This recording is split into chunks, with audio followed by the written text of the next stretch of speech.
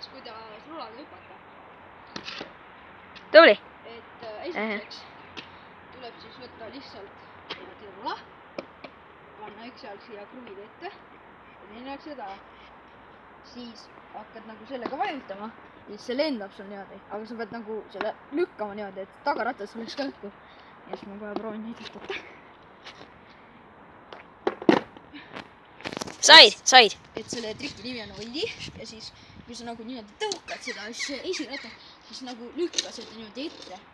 Lükka ette, siis nagu hoia seda niimoodi. Siis lükkad selle nagu ära lükkad, siis lükka kohe see jalga alla. Mees, sa unustad ühe suure asja. Vaata.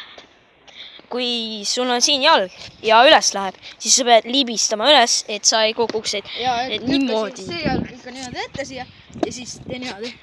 Et nagu, oota. Fail.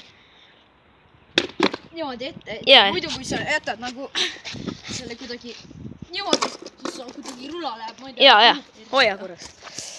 Davai. Selline, sul on siin rula. Ükskõik missugune, lihtsalt see peab päris rula olema, ei ole mingi ostad, et see poest 35 €. Siis tule siia. Sul on jalad siin, sul on jalad siin, paned see põlvek krõnksu ja siis lükkad üles ja siis laud hüppab ja sa libistad siia ja siis lükkad alla. Et siis sa ei kuku nagu selg taha. Ma näitan. Oi, natuke valesti läks. Ma ei ole väga pro selles. Davai, aitab. No.